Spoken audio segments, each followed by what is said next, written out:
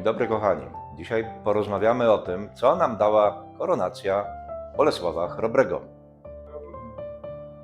Złotą koronę podniosła prestiż Polski w Europie.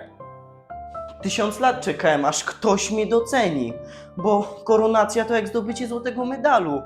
W końcu Polska z księstwa stała się królestwem, ale ten ciężar... Ciężar? Aż taka niewygodna?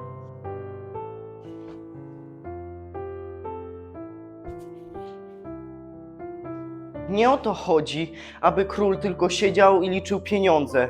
Musiał również podejmować ważne decyzje, które mogły zmienić losy kraju. W to był cały mój ciężar.